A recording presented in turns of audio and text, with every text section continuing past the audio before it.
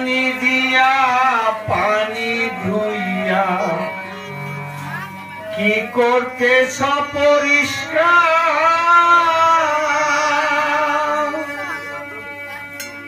সেই পানি তালাশি করো, সেই পানি তালাশি করো, যা দিয়েছ আবিষ্কার। পানি দিয়া পানি ধুইয়া কি করতেছ পরিষ্কার।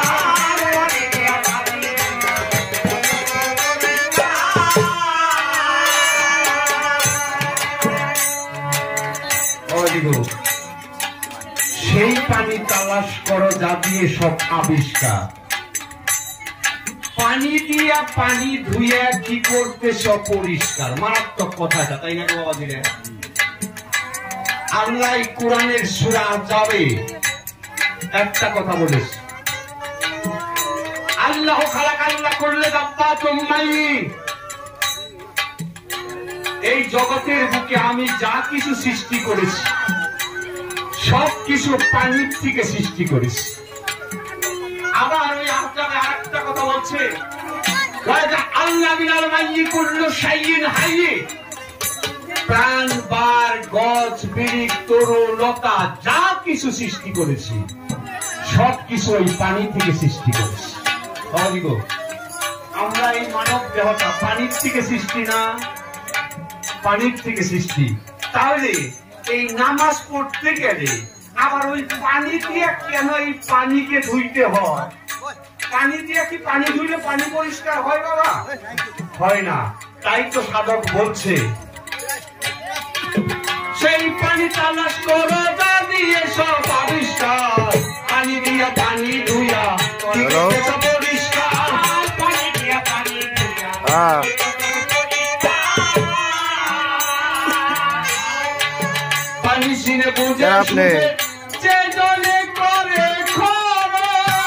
আমি পরে কত গান আছে। হ্যাঁ, সম্মানিত হবে তিনি দরবারে ডাকার পর।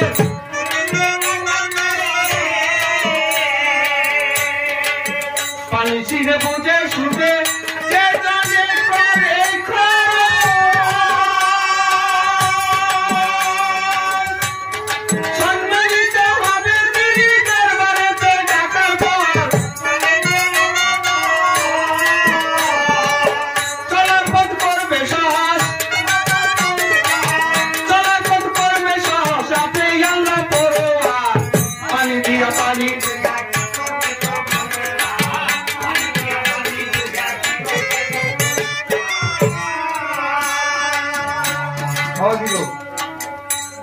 পানি ছিঁড়ে বুঝে সুঝে যে জনে করে খরচ।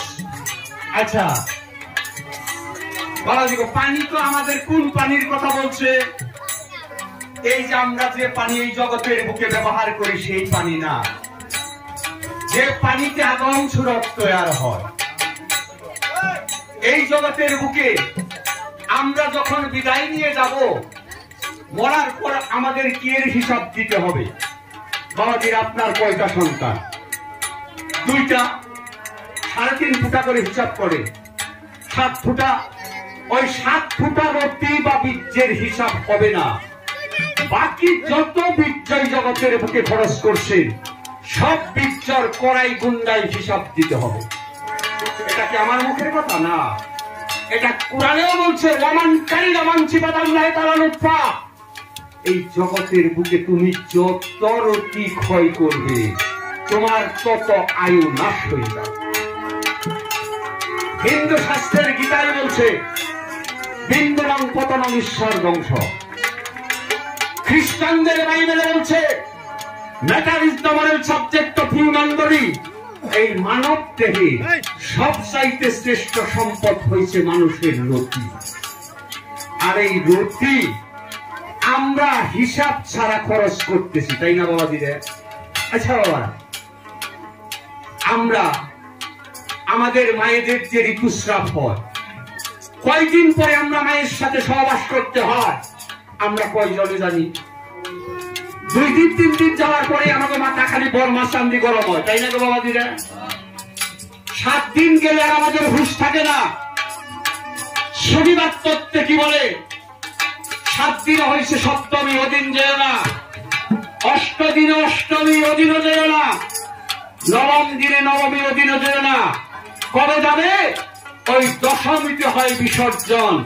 আর ওই দশমীতে যদি কেউ স্ত্রীর সাথে মেলামেশা করে, ওদিন সে যতখানি হারায় তার সে 3 গুণ সে লাভ করতে পারে।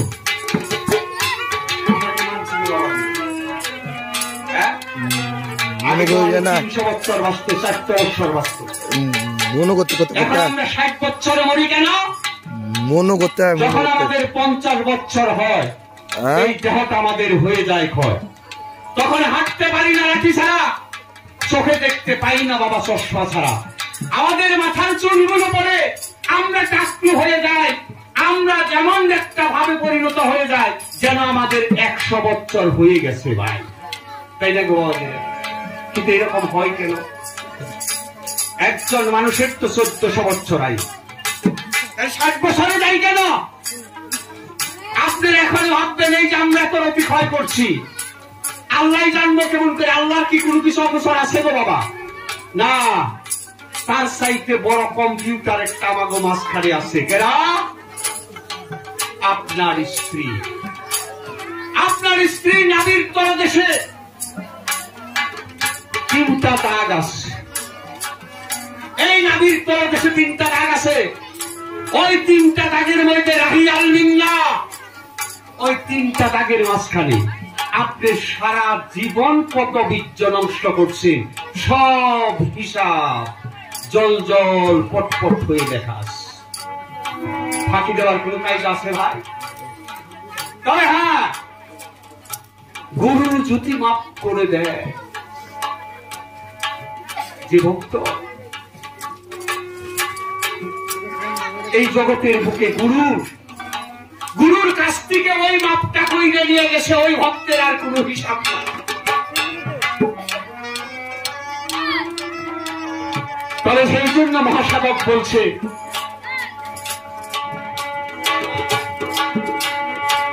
পানি চিরে বুঝে সুঝে যে জনে করে করে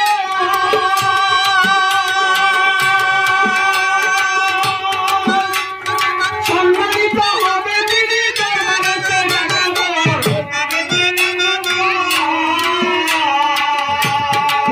চলার পথ করবে সহজ,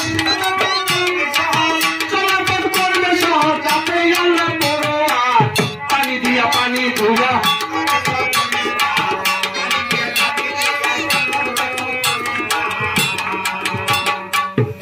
আবে জমজম আবে কাউসার সরা মন্ত্র হুরা,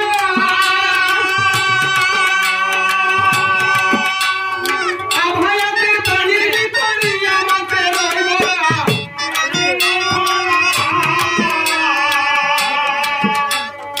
আবে জমজম আবে কাউসার সরা মন্ত্র হুরা,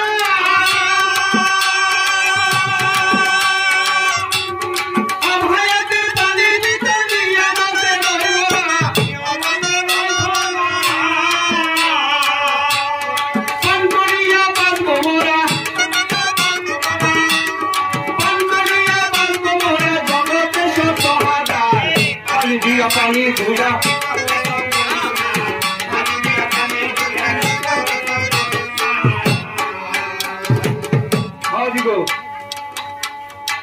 এই 18,000 মুখ লুকাতের মাঝখানে যা আছে, আমার এই মানব দেহে তা আছে, তার চাইতে বেশি কিছু আছে।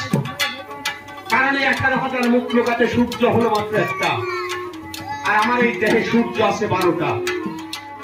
18,000 মুখ লুকাতে চন্দ্র একটা, আমার এই মানব দেহে চন্দ্র আছে 24.5টা, তাই না বাবাজিরা? 18,000 মুখ লুকাতের চাইতে বেশি কিছু আছে না? বেশি কিছু আছে। তাহলে আমার এই দেহে আবে জমজম কুয়া আছে না? আবে হায়াত আছে না? আমার এই দেহে কাউসার আছে, সব কিছু আছে। এই হলো নাবি, এই তো হলো মক্কা, এই তো হলো মক্কা। এই মক্কাটা কোথায় অবস্থিত? একদম সিদরাতুল মুনতাহার তলে। এই যে আমার সিদরাতুল মুনতাহা, এই যে আরো সাজির এইখানে বৈশা দয়াল নবী মেরাজ করছে। এইটা মক্কা, মক্কার সাথে আছে আবে জমজম, আর আবে জমজমের সাথে আছে আবে হায়াত। আর এই আবে হায়াতের পানি গুরুর কাছ থেকে যাই না কোনো ভক্ত যদি সঠিক অবস্থায় পান করতে পারে, এই জগতের বুকে সে অমরত্ব লাভ করতে পারে। এই জগতের বুকে একটাই সত্য, সেইটা হলো আপনার গুরু। এই জগতের বুকে আপনার গুরু যা কিছু বলে গেছে সব সত্য বিধান, আর বাকি সব হয়েছে অসত্য বিধান। কারণ ওই গুরুর কথায় বেঁচে থেকে আমরা এই জগতের বুক হইতে একদিন বিদায় নিয়ে যেতে হয়। আমি সকল গুরু ধরে সিনে লঙ্কা সেই পানি,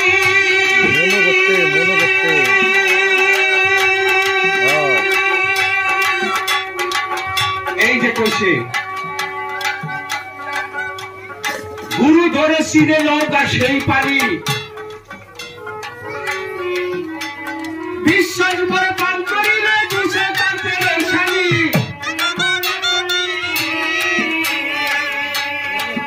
আমি সকল গুরু ধরে সিনে লঙ্কা সেই পানি,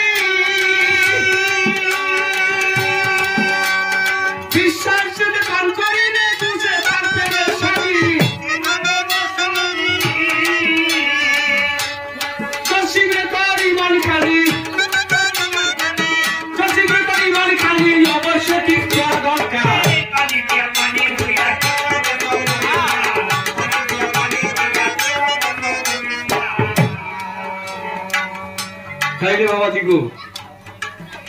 এখন আমরা সবাই যেটা সার্বিক তত্ত্ব কথা, সেই তত্ত্ব কথাটা বুঝে তারপর আমরা কাজ করতে হয়। আমরা কিন্তু একটা মহাসংকটপূর্ণ অবস্থায় বসবাস করতেছি ভাই। এমন একটা সময় আমরা এসে গেছি যে সময় আহরে বায়াত, পাক পাঞ্জাতন, দয়াল নবী এই সকল কিছুকে বিভ্রান্তর পথে নেওয়ার জন্য একদল দালাল বাইরিয়ে গেছে। ইসলামের মাঝখানে 73টা ফেরকা, তাই না বাবা? একটা ফেরকা মাত্র বেচতে যাবে, আর বাকি সব ফেরকা যাবে দুজকে। এই যে 72 ফেরকা, ওইটা বাইরিয়ে গেছে। এখন তারা বলতেছে বায়াত পড়ার কোনো দরকার নাই, মানুষ বইরা গেলে মানুষ খাওয়ান লাগে না, মানুষকে জিয়াপদ দিয়ে খাওয়ান লাগে না, তারপর মানুষ বইরা গেলে মুনাজাত করা লাগে না। আমার দয়াল নবীকে বলে সে মাটির মানুষ, সে মইরা গেছে, তার কাছে কোনো ইবাদত নাই। এইরকম জালেমের দল একটা বাইরে গেছে, ওয়াহাবীপন্থী বাইরে গেছে আমাদের ইমানকে নষ্ট করার জন্য। তারা কিন্তু একদম উইঠা বইরা লাগিয়ে গেছে। খুব সাবধান, হাজার নামাজ পড়েন, রোজা করেন, হজ করেন, যাকাত করেন, কিন্তু আপনার যদি ইমান ঠিক না থাকে, আর ইমানটা কি আল্লাহ এবং আল্লাহ রসুলের প্রতি, পাক পাঞ্জাতনের প্রতি যার ইমান গাঢ় হয় নাই, তার ইবাদত আল্লাহ কবুল করবে। আল্লাহ কোরআনের একটা সূরা যার নাম হয়েছে সূরা, ওর 23 নম্বর আয়াতে বলছে এই জগতের বুকে আমার আত্মীয়দের ভালোবাসা ছাড়া আমি আর অন্য কিছুই চাই না। আল্লাহর আত্মীয় খেলা, দয়াল নবী, আল্লাহর আত্মীয় খেলা, পাক পাঞ্জাতন, এদের প্রতি যার ভালোবাসা নাই, এই জগতের বুকে সে কোনদিন আল্লাহর নৈকট্যকে লাভ করতে পারবে। তাই আমরা সবার কাছে অনুরোধ রাখি, আপনারা সবাই একজন ওলিয়ে মুর্শিদ কামেলের হাতে হাত দিয়ে বায়াত করিলে, এই জগতের বুকে আত্মসমর্পণ করিলে আপনারা খাঁটি মুসলমান হয়ে যান। যাও, আত্মনিবেদন ছেড়ে দিয়ে এখনকার দীর্ঘাস্ত্র ধরে যে কয় কথা বলে গেছেন তিনি আমারই, সেই কথার এখন মীমাংসা করতে চাই এই আসরে। ডাক দিয়ে বললো আমার ঠাই, এই 4 কালেমা পড়ানোর পরেও আবার কেন পীরের হাতে হাত দিয়ে বায়াত পড়তে হয়? তাই বলছে না? এই প্রশ্নটাই তো করছে। হ্যাঁ, বায়াত পড়তে হয় তার কিছু ইঙ্গিত আমি দিয়ে গেছি, তাই না? বায়াত পড়তে হবে কেন? সেদিন তোমার ঈশান কুলে ঝড় উঠিবে, ওই ঝড়ে কে তোমাকে ঝড় থেকে রক্ষা করবে? তাই তো প্রথমত আমি একটা ভিয়াই দিছি, ঈশান কুলে উঠলে ঝড়, একবার তুমি কিন্তু বইটা শক্ত কইরা দইল, ওই ঝড় থেকে মুক্তি পাওয়ার জন্য তোমার বায়াত করতে হবে। আজরাইল কিসের রূপে আসে? আজরাইল কিসের রূপে আসে? যদি কারো ক্যাবলা ঠিক না থাকে বাবা, ভয়ঙ্কর মূর্তি ধারণ করে তারপর আজরাইল আবির্ভাব হয়। আর যখন আজরাইল আবির্ভাব হয়, ওই সকল মানুষরা বিকট চিৎকার দিয়ে ওঠে। ওঠে না বাবা? বহুত বড় কথা, মরার সময় চিৎকার দিয়ে ওঠে না? একটা হাদিস মেশকাত শরীফ, ওই মেশকাত শরীফের জিল্লে সানি অধ্যায়ে 228 পৃষ্ঠায় লেখা আছে,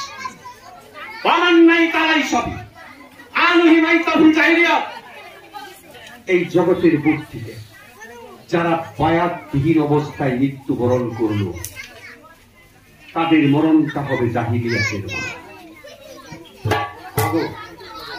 জাহিলিয়াতের মরণ হইলে কি সে ব্যস্ত পাইতে পারবে? জাহিলিয়াতের মরণ যদি কারো হয়, সে কি ব্যস্ত হবে? সে কি নবীর উম্মত হবে? এই জগতের বুকে নবীর উম্মত যারা, নবীর শাফায়াত পাবে তারা, তার ব্যতীত অন্য কেউ নবীর শাফায়াত পাবে না। সেই জন্য বয়াত পড়তে হয়। তাত্ত্বিক দিকে কি বলে? 3টা কারণের জন্য গুরুর কাছে বয়াত পড়তে হয়। তার 1 নম্বর হল নিজেকে নিজে চিনে নেওয়া। এই যে কথাটা বললাম, মানার আপনার ফাঁকাত আরাফার। 2 নম্বর কথা হলো জড়া ব্যাধির থেকে মুক্তি।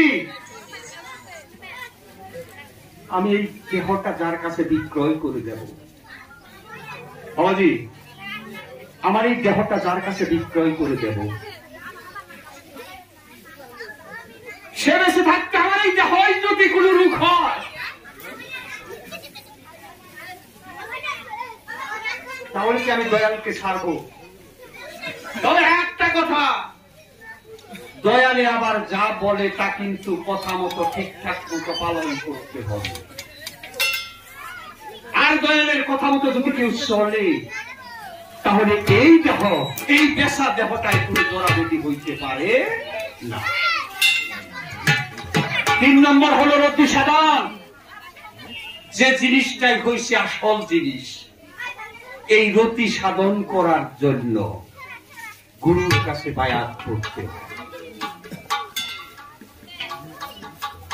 শরীর কর্মকার একটা গান লেখছে, তুমি মানলে মানো, না মানলে নাই, তবু আমি তোমারে জানাই, নিষ্কেছি না কঠিন এক বিষয়, পাগল মনরে কইর না কেউ রতির অপচয়। 12 মাসে 12 জোয়ার, মাসে রতি ছাড়া একবার, যদি তোমার সৃষ্টির দরকার হয়। কিঙ্গির কিসে বাবা দিলে? 12 মাসে 12 জোয়ার, মায়েদের 12 মাসে 12টা জোয়ার আসে না? ওই জোয়ার একবার রতি ছাড়তে বলছে কেন? তাও যদি তোমার সৃষ্টির দরকার হয়, তাইলে তুমি রতি রঙে জয় হইবে, যখন ইচ্ছা তখন যাবে, নইলে হবে সোনার দেহ হয়। বহুত লক্ষ্য করে দেখতে, বহুত মানুষ আছে, আমার কাছে বহুত আছে, তারা বাসায় গিয়ে যদি বাড়িওয়ালার ডাক দেয়, কোনে গেলা? আইতাস আইতাস, কয়না বাবা দিলে, কয়না গো আইতাসি করে বেশি বাংলা। আবার কত কথা আছে, আর কোনে গেলা? এই যাই বলছি, কোন থেকে আই দেন একেবারে আইসা টাইসা দিয়ে কথা কথা কইয়া মন ভোলানোর চেষ্টা করে। এরকম হয় কেন? দৈহিক চাহিদা পূরণ করতে যে ব্যক্তি অক্ষম, সেই ব্যক্তির স্ত্রী তার স্বামীকে ধমকায়। কথাটা অপ্রিয় হলেও সত্য কথা। যে ব্যক্তি স্ত্রীর সাথে মিলন করবে, স্ত্রী তারে বাবা ডাক দিয়ে ছাড়ায়, স্বামী তারে বাবা ডাক দিয়ে ছাড়ায়। কথাটা শুনতে একটু খারাপ খারাপ, বেসরম বেসরম শোনাতে, কিন্তু কথা সত্য, তাই না? তাইলে হে স্ত্রীকে ডাক দেওয়ার সাথে সাথে এই যে পাশে গিয়ে হাত জোর করে দাঁড়িয়ে বলবে, বলেন কি বলবে, আপনি কোথার থেকে আসলে বলেন, আপনি কি বলেন। কথা কি ঠিক না ঠিক ভাই? ঠিক খুশি কি? হ্যাঁ, এইটাই বাস্তবতার সত্য কথা হয়, যে জিনিসটা বাস্তব জগতে আমাদের উপলব্ধি করতে হয়। আর এরকম হয় কেন? আমাদের চালান গাড়ি বলে গেছে,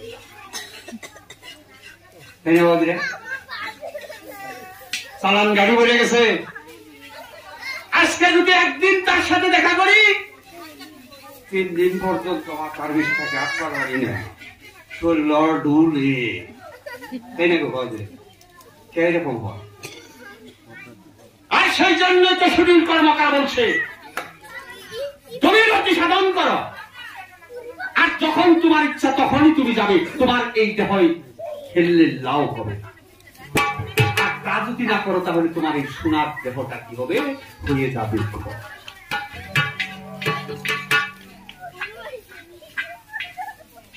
জাত সাফাত রতিমতি যেখানে রয় বান্দার হায়া, আদম সুরাত যাতে তৈরি হয়। সুশীল কৈশোরীয় সরকার ফসল ভাঙা খুনি মামলার বিচার তোমার হইলে নিচ্ছ। সবাই মার্ডার কেসের আসামি, সবাই আমরা মার্ডার কেসের আসামি। আসামি না বললে, হ্যাঁ, সবাই মার্ডার কেসের আসামি। তবে হ্যাঁ, এই মার্ডার কেসের আসামি থেকে খালাস হয়ে যাইতে হবে। কোথার থেকে? যার কাছে মলদম জমা থুইছুন, গুরু যদি থাকে তাহলে গুরু ক্ষমা করে দেবে, আর যদি গুরু নাই, যার কাছে জমা আছে তার কাছ থেকে জানি মাপ নিয়ে যাও। এই 3টা কারণে গুরু ধরতে হয়। আমার রাখতে বলে, আমার ঠাই তুমি আমার স্বামী, গুরু তুমি আমার স্বামী, আমি তোমার ভক্ত, তো আমি তোমার শিষ্য। তুমি যখন আমার বাসরে আসবে, তখন তুমি আমাকে কি মহারণা দেবে? হ্যাঁ, বড় সুন্দর প্রশ্ন। গুরুর কাছে ভক্তের সবচাইতে আকাঙ্ক্ষিত বস্তুটা কি বাবা? আমরা যখন গুরুর দরবারে যাই, গুরুর দরবারে গিয়ে প্রথমত আমরা কি করি?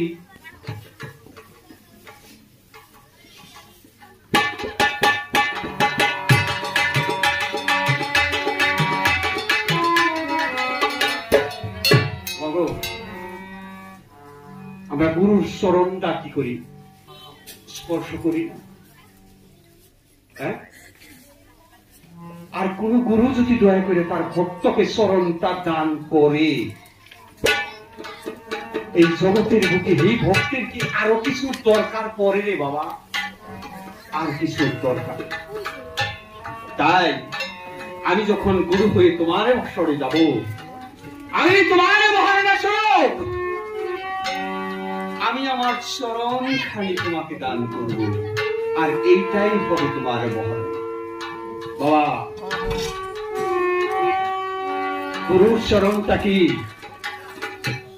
গুরুর চরণটা হল ভক্তের জন্য আর ভাতের ময়দান। আর ভাতের ময়দানে আদম হাওয়ার পাপ দূষণ হয়েছিল, তাই না? কি গো, খারাপ লাগতেছে না? আদম হাওয়ার পাপ দূষণ হয়েছিল। আর এই আদম হাওয়ার পাপ দূষণ হয়েছিল, আর ভাতের ময়দানে ভক্তের পাপ দূষণ হয় গুরুর চরণ তলে। আর এইটাই হলো ভক্তের জন্য আর ভাতের ময়দান। যে আর ভাত শব্দের অর্থ হয়েছে পুণ্য মিলনের স্থান, এইটা। আর তাই তোমার চাওয়া, তোমার পাওয়া, তোমার বেলমোহর হলো আমার এই চরণ দুখানি। গুরুর চরণ দুখানি ভক্তের জন্য তার বেলমোহর। আর তো কোনো প্রশ্ন করে নাই, তাই না? আর কি কোনো প্রশ্ন করছে গো? ভাই এখন ছোট্ট করে একটু গণশিক্ষা দেয় বাদ দিয়ে দিই নাকি?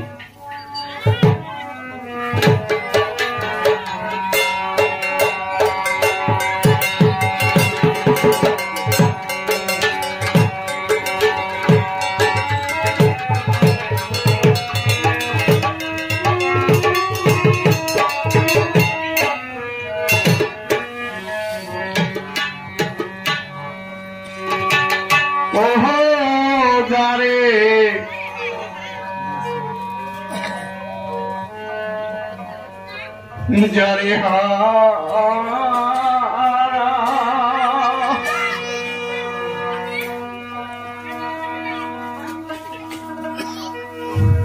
যারে হারাইলাম আমি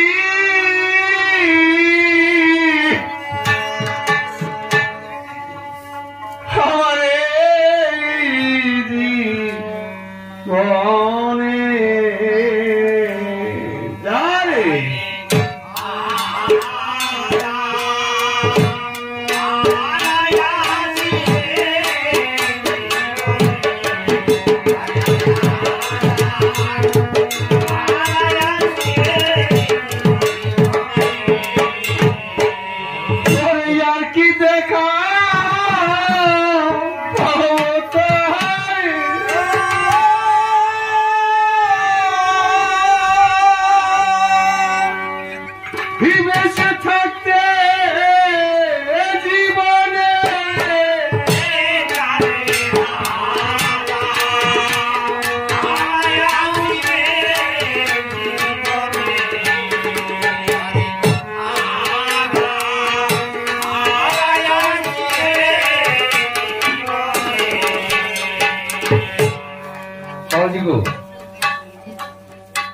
আমি একদিন কলেজ থেকে কয়াকুশি বাজারে আইছি।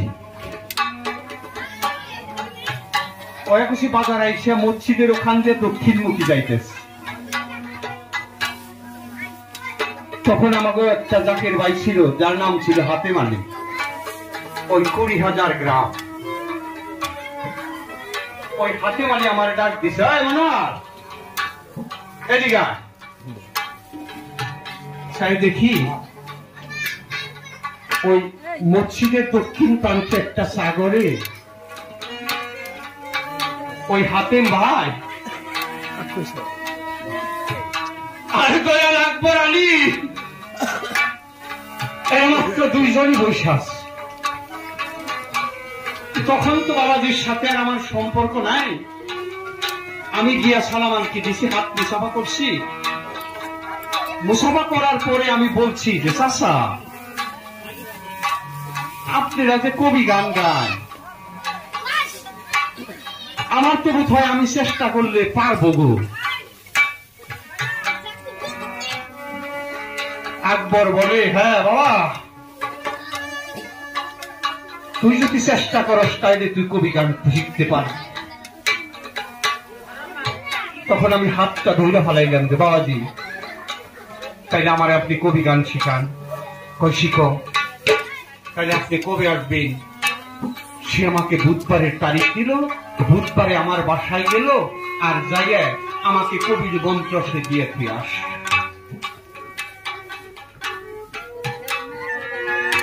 এই তো আমার শুরু হলো কবির চেষ্টা।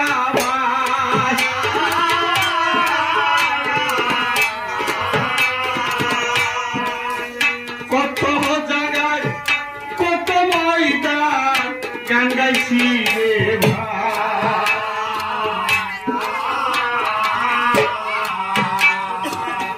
সেই দয়াল সঙ্গে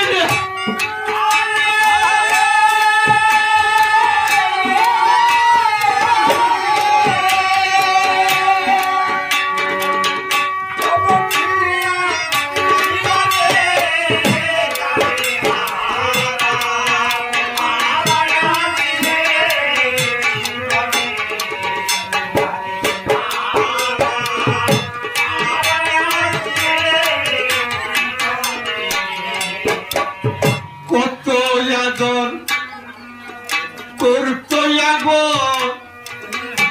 এই মানুয়ার রে।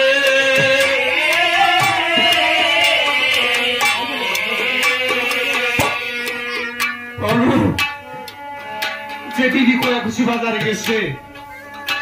খয়াকুচি বাজারে গিয়ে যারাই পাইছে তাইরেই কইছে, এই গেদা আমাকে মনোয়ার একটু ফোন করাছে,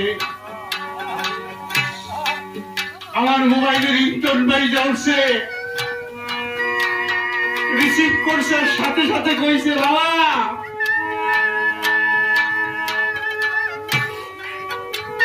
তুমি কোথায় আছো? আমি যদি বাসায় থাকছি তাইলে কইছি বাবা আমি বাসায়, আর যদি কলেজে থাকছি তাইলে বলছি কলেজে। কোন সময় না যে বাবা যে আপনি একটু বসেন আমি আসতেছি। পাখির মতো উইরা গিয়া দেখতাম কাহার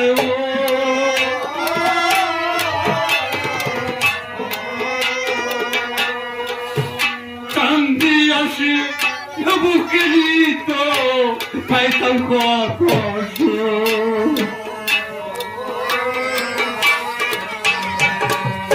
আজকে কোথায় সেই নামানি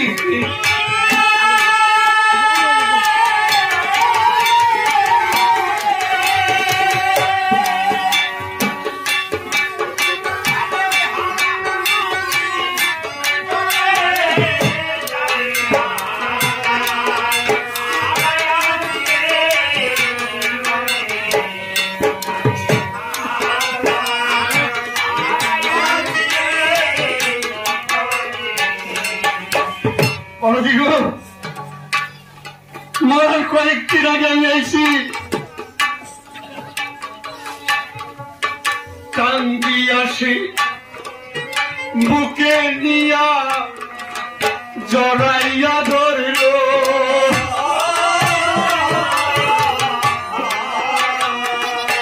আর একটা কথা বলল আমার বলতে যে হলো,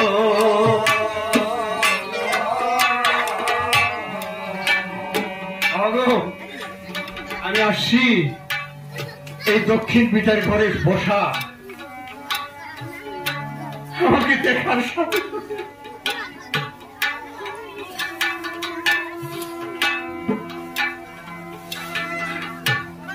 চোখের পাশে হাত পিঠে দিল।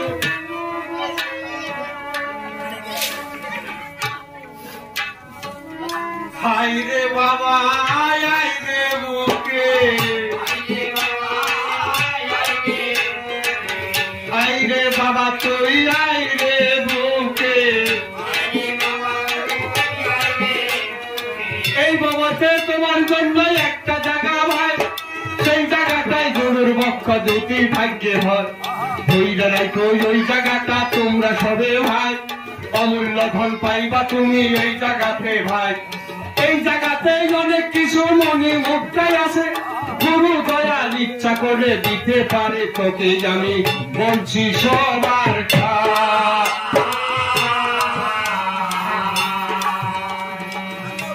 গো।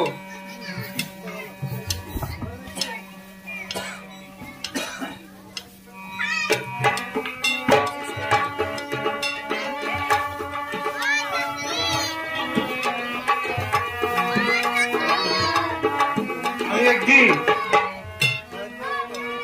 কয়াকুচি বাজারে গেছি, দেখি যে আমার বাবা বাজারে গেছে।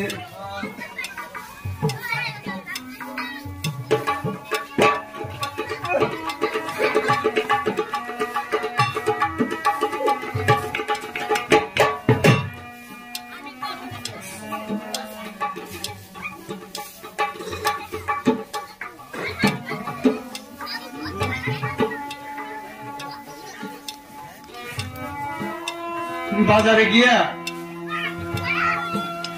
আমার এই সব বাড়ি ঘরে বসে রয়েছে। আমাকে বললো হনুমান আজকে তো অন্য কোথায় যাইবো না, আমি তোমার বাসায় যাইবো। বাবা গো বাজার থেকে কোন মাছ কিনো, আপনি কোন মাছ খাইবেন? কয় না বাবা মাছ তো খাবো না, তুমি একটা কাজ করো মারে ফোন করো, ফোন করে বলো যদি গাখির বাসায় আছে তাহলে গাখির রাখতে বলো, আর যদি গাখির নাই তাহলে বাজার থেকে গাখির কিনে নিয়ে যাবো। আমি গাঠির কিনলাম, আমি সবজি কলা তার সাথে কিনা, তারপর দয়াল দিয়ে আমি বাসায় নিয়ে গেলাম। বাসায় নিয়ে দেয়া ভাতটা খাওয়ানোর পর শুধু আমি আছি, আমার স্ত্রী আছে আর বাবা আছে। বাবা কইল যে আইসে, বাবা তুই একটু আমার বুকে আইসে।